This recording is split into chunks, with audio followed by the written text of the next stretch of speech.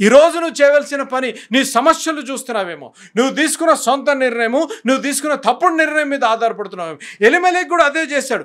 దేవుని మీద ఆధారపడటానికి బదులుగా ఏం చేశాడు అనగా సొంత నిర్ణయం తీసుకున్నాడు. విచారకరమైన సంగతి. ఆ నిర్ణయము తప్పుడు నిర్ణయంగా మారింది. ఇక్కడ మనం చూసినట్లయితే ఏమంటున్నాడు చూడండి, నేను ఈ మాట చెప్తాను చూడండి.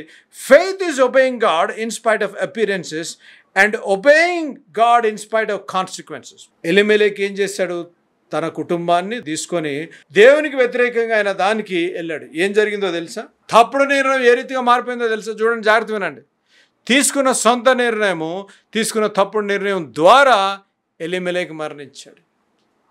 ఎలీమెలెకు మరణిస్తమే కాక 2 కుమారులు మరణించారు. విచారకరమైన సంగతి. జాగ్రత్త వినాలి. ఆ ఎలీమెలెకు తీసుకున్న నిర్ణయం ద్వారా ఎలీమెలెకు మరణించాడు. ఎలీమెలెకు తీసుకున్న తప్పుడు నిర్ణయం, సొంత నిర్ణయం ద్వారా కుమారులు కూడా మరణించారు. వాక్యం వింటున్నా నువ్వు జాగ్రత్త వినాలి. నువ్వు తీసుకోబోయే నిర్ణయము, కుటుంబ నిర్ణయం, వివాహ నిర్ణయం, బిడ్డల విషయంలో ఏ నిర్ణయమైనా సరే that will have ripple effects. నువ్వు అనుకుంటున్నావు నేను తీసుకునే డెసిషన్ ద్వారా నేనే పర్ఫెక్ట్, నేనే కరెక్ట్, నేనే రైట్ అని అనుకుంటున్నావేమో. తమ్ముడు ప్రీచలమా, జాగ్రత్త వినాలి. Whatever decision you take it will affect others. చూడండి, మీరు ఏ డెసిషన్ తీసుకున్నా సరే ఆ డెసిషన్కి, ప్రతి డెసిషన్కి positive, negative, good or bad consequences, outcome ఉంటుంది. There should be a result.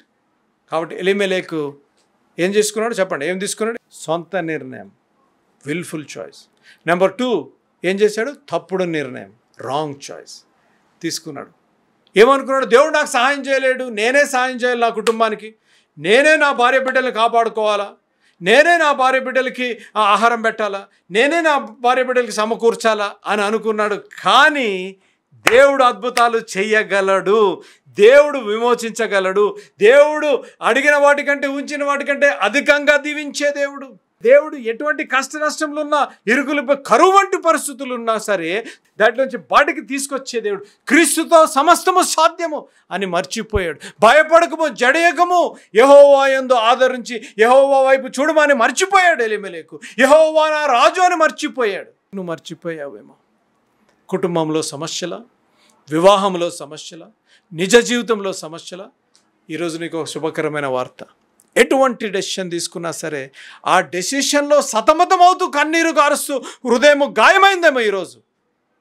Elimelech కుటుంబాన్ని ఏ రీతిగా మార్చి దేవుడు మహిమ పొందాడో నీ జీవితాన్ని, నీ పరిస్థితులు కూడా మార్చాలని ఆశపడుతున్నాడు. నువ్వు చేయవలసిన పని ఈరోజు ప్రభు పాదాల దగ్గరకు వచ్చి, ప్రభువా నన్ను క్షమించు నాయన, సొంత నిర్ణయం తీసుకున్నాను ప్రభువా, తప్పుడు నిర్ణయం తీసుకున్నాను నాయన, నాకు తెలుసు నీ మీద ఆధారపడాలని, నీ వైపు చూడాలని తెలుసు ప్రభువా, నీ చిత్తాన్ని తెలుసుకోవాలని తెలుసు, కానీ తప్పుడు నిర్ణయం తీసుకున్నాను నాయన, సొంత నిర్ణయం తీసుకున్నాను, నన్ను క్షమించు ప్రభువా అంటే నువ్వు తీసుకున్న నిర్ణయాన్ని మార్చివేసి శాంతి, సమాధానము, నెమ్మదిచ్చే దేవుడు అట్టి కృప పరిశుద్ధాత్మ దేవుడు మనకు అనుగ్రహించును గాక.